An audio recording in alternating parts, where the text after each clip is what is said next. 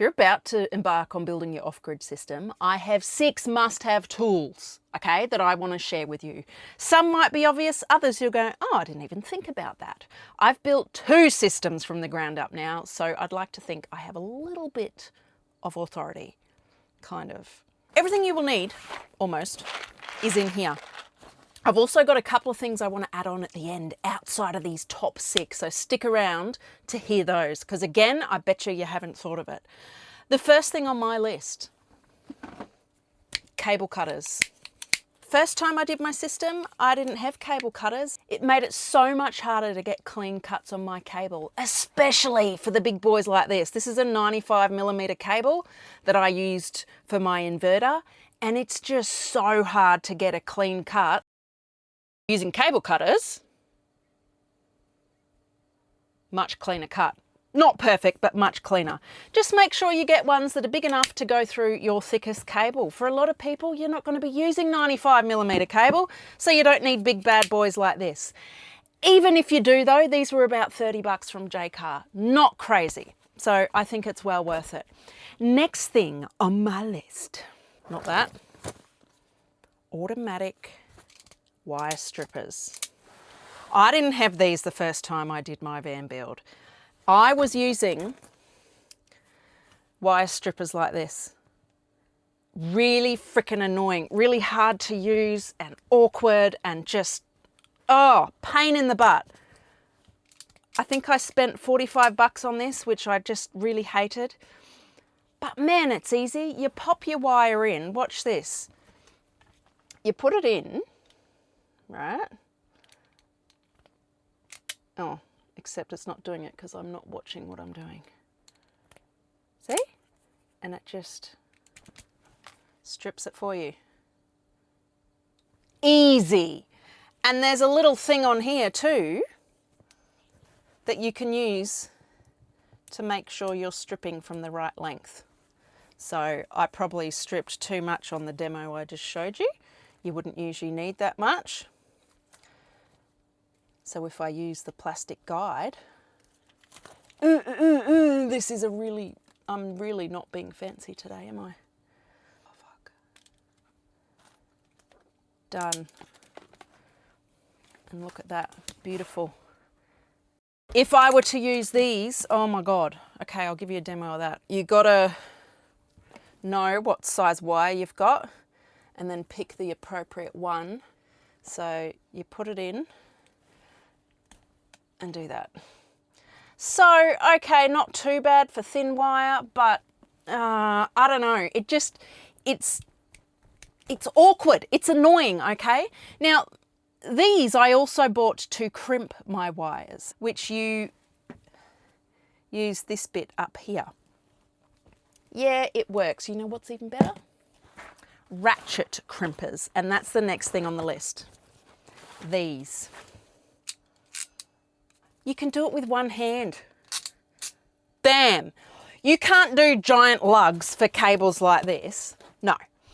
But for ones like this, yes.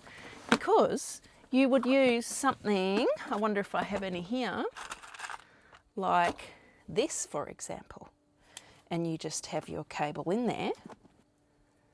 Put the cable in, and then we get these. And see, it's all color coded, so you just use the blue one, which is in the middle there. Put it in, and beautiful crimp.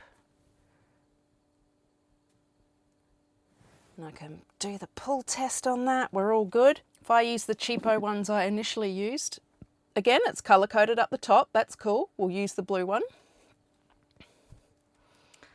And we'll put them in. Oh, already it's a bit annoying, put it in. Oh, see, falling out. I'll try putting it in again.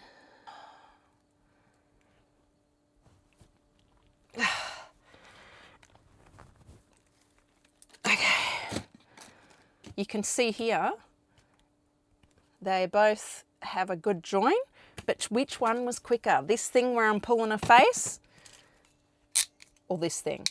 And you can adjust the ratchet here depending on how hard you want the crimp to be.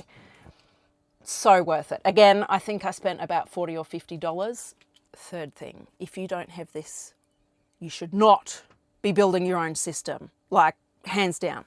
And it is a multimeter in this handy dandy little case here.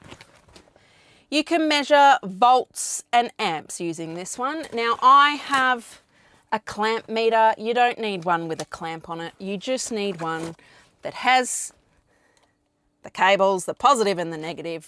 You turn it on and you can measure the volts and amps of things, amongst other stuff. You can also measure resistance. And it's really important for you to be able to test your system, test that it's working as it should, be able to troubleshoot issues.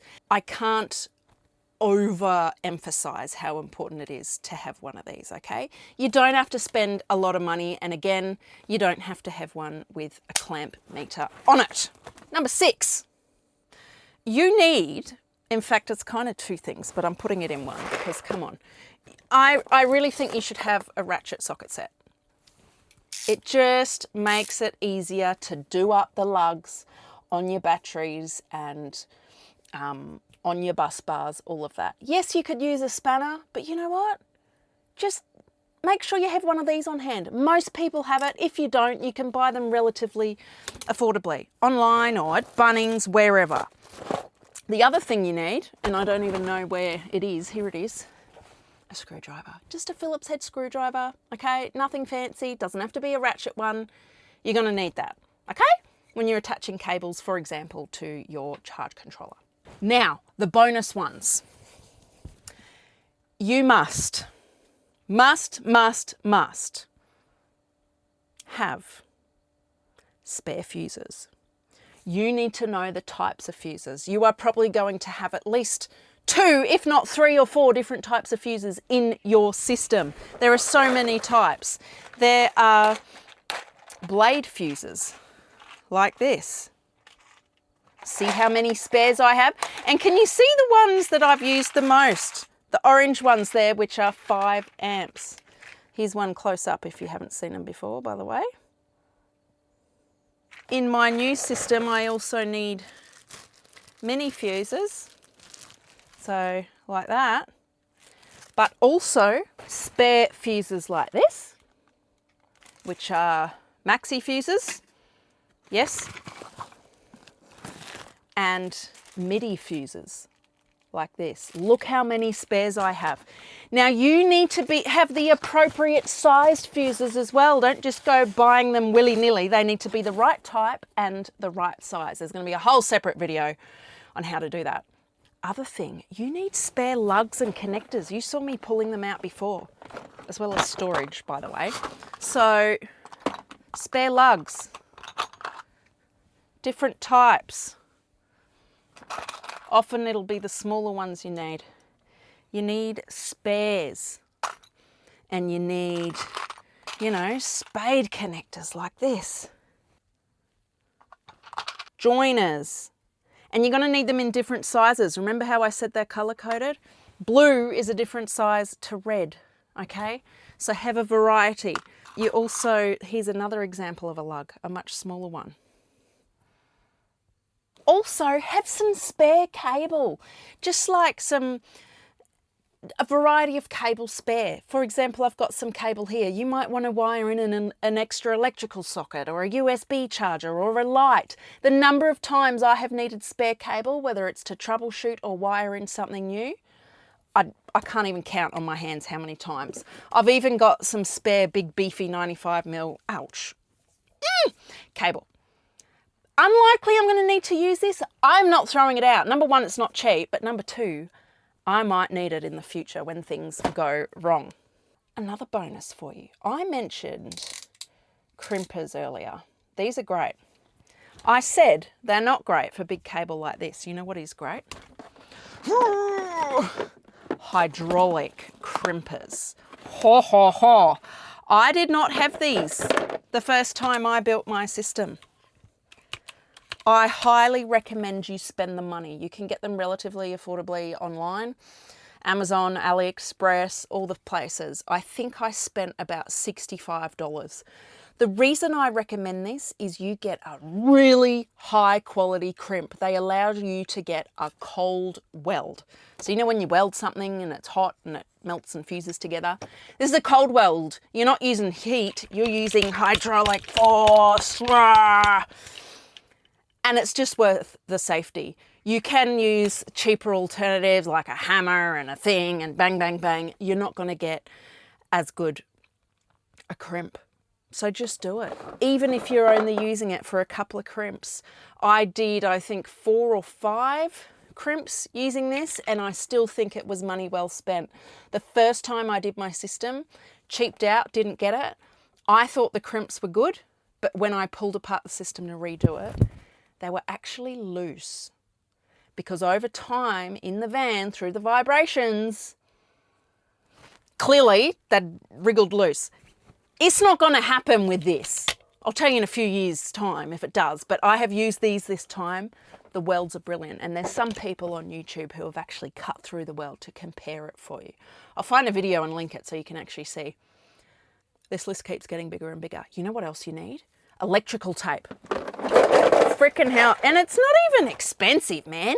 I've got black, and I think I even have some red electrical tape too. It doesn't really matter what colour. It's just handy. While you're working on stuff, you might...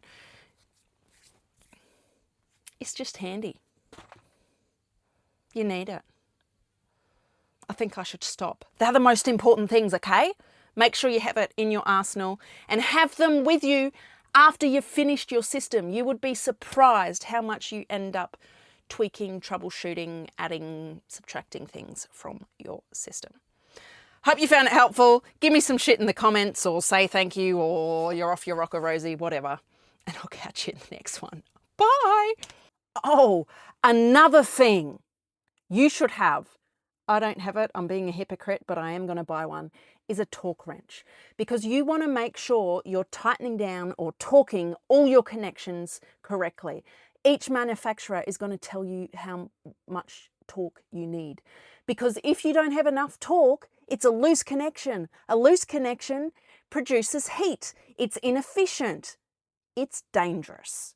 So get a torque wrench. Again, it costs money. Maybe just borrow one off somebody. I think it's really going to level up your system.